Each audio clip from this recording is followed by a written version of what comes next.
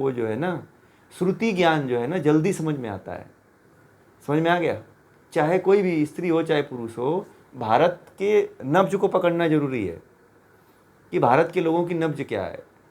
विदेशों के लोग हैं तो हर चीज़ जो है ना प्रयोग करके देखते हैं, और वो लोग जो है सुनते नहीं हैं, वो देख करके उसको पकड़ते हैं। परंतु हमारे यहाँ के लोग जो है श्रुति को ज़्यादा एक्सेप्ट करते हैं।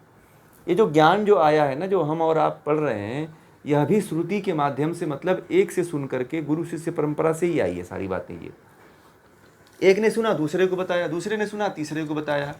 ठीक है, तो इस तरह से ये परंपरा आई है हमारे बीच में, तो इसीलिए हम लोग इस तरह से एक्सेप्ट कर लेते हैं। क्योंकि मेरे सामने अंग्रेज भी आए हैं कभी कभी, जो तो वह भी जो है इस चीज़ को समझते हैं, परंतु उतना नहीं समझ पाते हैं। ठीक है, अभी कुछ दिन पहले एक जो है ऑस्ट्रेलिया से एक लोगों का फ़ोन आया जो NRI हैं। तो मैं वीडियो डालता हूँ ग्रुप में, हमारे हैं वो, तो उनको ये बातें, वो काफ़ी उनकी उम्र हो चुकी है और भारत से गए हैं वो, तो इस बात को वो समझ जाते हैं। वो भारत से गए हैं तो जानते हैं, उस मर्म को समझ जा रहे हैं, परंतु कह रहे हैं कि जो आप बातें बता रहे हैं वह हमारे बच्चे नहीं समझ पा रहे हैं। बहुत अच्छा ये बातें हैं, परंतु उनको कैसे हम समझाएं। तो मैंने कहा कि देखिए, मैं दूसरी भाषा में बताऊं तो वो बातें और वो गहराई मैं नहीं दे पाऊंगा। ठीक है, और वो गहराई उनको मिल भी नहीं पाएगी। इसके लिए तो जो हिंदी है या संस्कृत है, इसी दो भाषाओं में इसकी गहराई में ज़्यादा हम पहुंच पाएंगे और पहुंचा पाएंगे।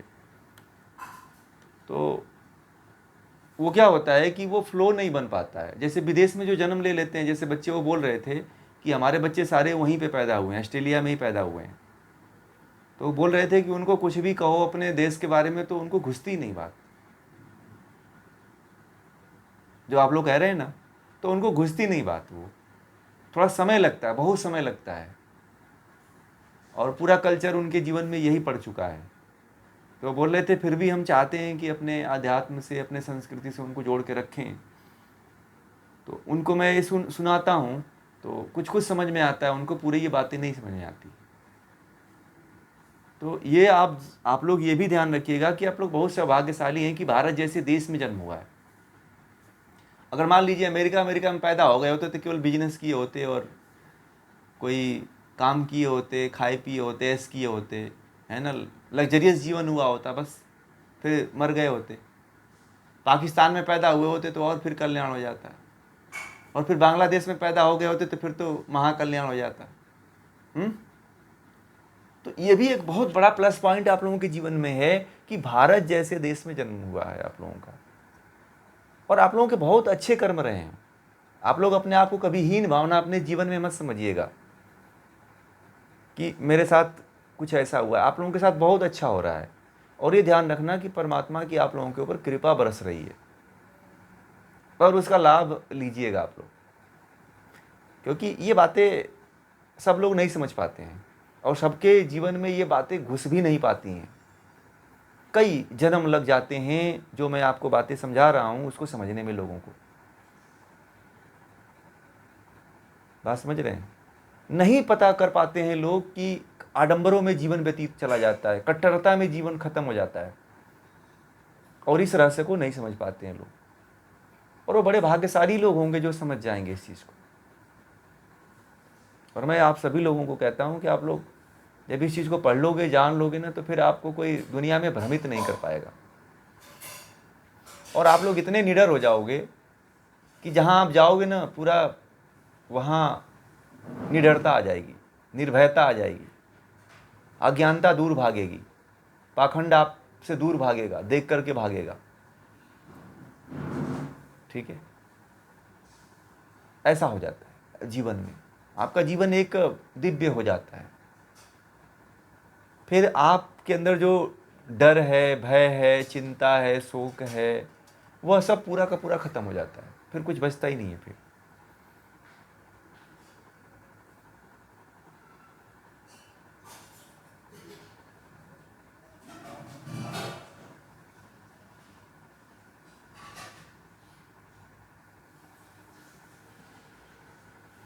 ठीक है ना।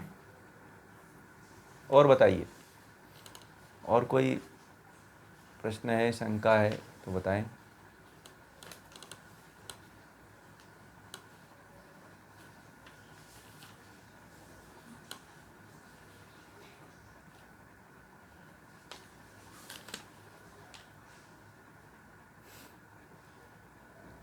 दूसरी चीज, आप लोग चिंतन शुरू करिए। जैसे कि जो भी आप पढ़ते हैं ना, उस पर चिंतन किया करिए। आप लोग चिंतन करना जरूरी है, ठीक है। चिंतन नहीं करेंगे तो किसी भी चीज़ के बारे में आप गहराई तक नहीं उतर पाएंगे। जो बातें बताई जाती है, इन बातों पे थोड़ा चिंतन किया करिए, और आज के प्रयोग को लिख लीजिएगा आप लोग, ठीक है ना। कि हमें जो है मरते समय परमात्मा का स्मरण तभी होता है जब हम योग के प्राथमिक चरणों का जीवन में पालन करते हैं, ठीक है। वो मुझे याद नहीं रहा, उसको नोट कर लीजिएगा, भूल गया।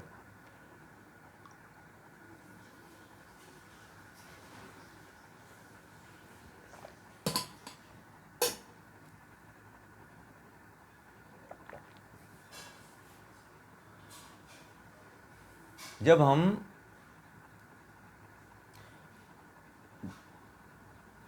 हमें मरते समय मुक्ति, परमात्मा का स्मरण करते, परमात्मा का मरते हुए यदि हम स्मरण करते हैं, मरते हुए परमात्मा का स्मरण तभी होगा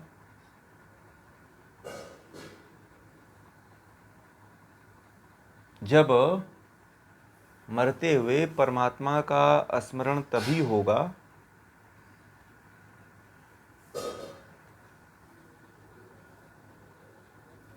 जब उसके प्राथमिक अंगों का, प्राथमिक अंगों में लिख लीजिए ब्रैकेट में, यम नियम आसन प्राणायाम प्रत्याहार धारणा ध्यान और संप्रज्ञात समाधि का पालन होगा। ब्रैकेट्स बंद कर दीजिए।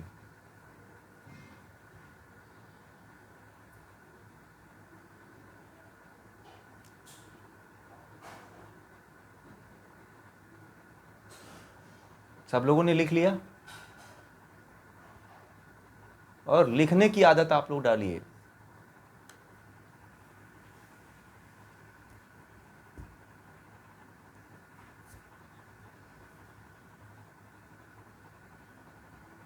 हाँ, आपने अपने अनुसार भी लिख सकते हैं। यदि समझ गए हैं तो आप जिस तरह से समझ सकते हैं उस तरह से पॉइंट बना लीजिए।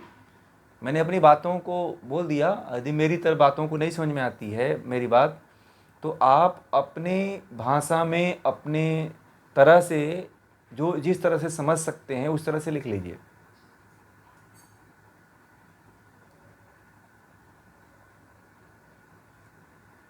यम नियम आसन प्राणायाम प्रत्याहार धारणा ध्यान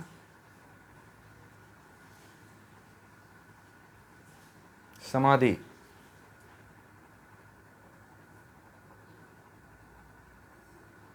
यम नियम आसन है, आहार नहीं है। यम नियम आसन,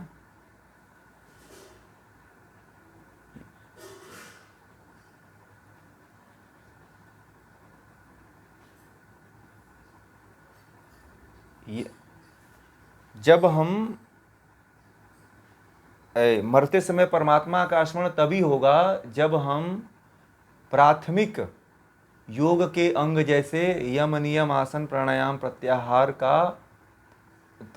धारणा ध्यान समाधि का पालन करेंगे, तब। ठीक है। इससे पहले जो कम्युनिकेशन गैप हो रहा है उसको पूरा करेंगे, तब यह कंडीशन आएगी कि हम ओम का जप करके मुक्त हो जाएंगे। ठीक है, तब होगा ये ऐसे नहीं होगा कि आप जो है केवल, आप यदि ये भी ध्यान रखना कि आप अपने जीवन में ऐसे ही बिना मतलब का, बिना ध्यान का, बिना चिंतन का यदि ओम का जप करते हो तो आपको कोई मुक्ति नहीं मिलने वाली है। ये भी ध्यान रखना, ठीक है। आपको किसी भी प्रकार की मुक्ति नहीं मिलेगी। ये तो भगवान भी समझ जाता है कि हमें मूर्ख बना रहा है, ठीक है। जैसे मान लीजिए कि कोई व्यक्ति है, ठीक है, कोई व्यक्ति है और वह आपके सामने से डेली गुजर रहा है, ठीक है, मान लीजिए आपका घर है, आपके घर के सामने से डेली गुजरता है और आपसे कोई न बातचीत करता है न कुछ नहीं करता है, और कुछ दिन बीतता है तो रास्ते में जाता है तो उसको कोई सर्प काट लेता है तो वो चिल्लाने लगता है और आपसे मदद की मांग करता है कि मुझे ले चलो हॉस्पिटल, तो आप क्या कहते हो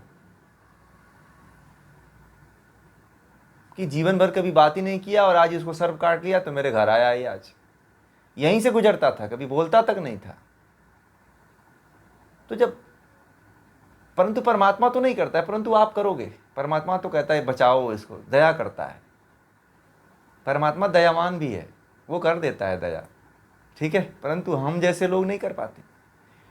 ये जीवन भर हमसे बात ही नहीं किया और आज इस मुसीबत में आए तो हमारे पास आ रहा है, कहते हैं कि नहीं कहते हैं? तो परमात्मा नहीं समझ जाएगा कि हमें मूर्ख बना रहा है, हैं? बताइए, जब आप ऐसे करते हैं तो कहते हैं कि हमें मूर्ख बना रहा है ये, तो परमात्मा भी तो क्या सोचता होगा कि देखो जब इसको मुक्ति मिलनी है तो ये जो है हमको फूल माला चढ़ा रहा है, हैं? तो स्वार्थ की पूजा मत करिए, जो सदा रहे उसी को करिए, जो सदा न रहे उसकी कभी चेष्टा मत करिए। यदि आपसे जो हो सकता है जीवन में वही करिए, वह कार्य मत करिए जो आपसे जीवन में नहीं हो सकता है। और एक दिन के लिए कोई कार्य नहीं होना चाहिए, दिखावे के लिए नहीं होना चाहिए, त्यौहार की तरह नहीं होना चाहिए। जीवन में त्यौहार वही होता है जो प्रतिदिन होता है। त्यौहार उसी को कहते हैं जो आप प्रतिदिन अपनी श्रद्धा समर्पित कर सको। त्यौहार तो केवल जो है संयुक्त राष्ट्र संघ ने जो है इंटरनेशनल डे मना दिया है, सारे दिन को इंटरनेशनल डे घोषित कर दिया है, पूरे 365 दिनों को इंटरनेशनल डे घोषित कर दिए हैं सब, ठीक है। तो ऐसी स्थिति हो गई है।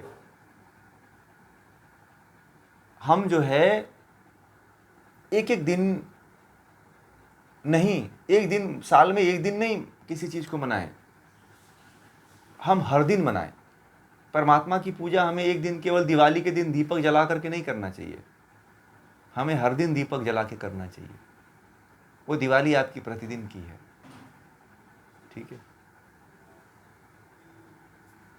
आप मरो तो ये भी मरो ना कि आपको भय, मैं ये भी बार बार कहता हूँ कि आप ऐसा काम कर जाओ ना कि मरो तो दुख ही ना हो, पछतावा ना हो मरने का कि अरे अब मैं मर जाऊंगा, ठीक है।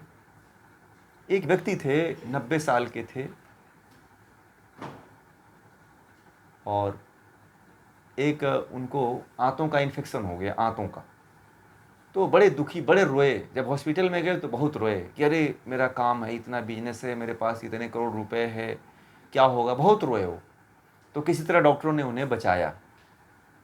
फिर 110 साल के हुए, 110 साल के, ध्यान दीजिएगा, 110 साल के हुए, तब भी एक बार दूसरी बार वो बीमार पिए तो उनका लीवर जो है गड़बड़ हो गया।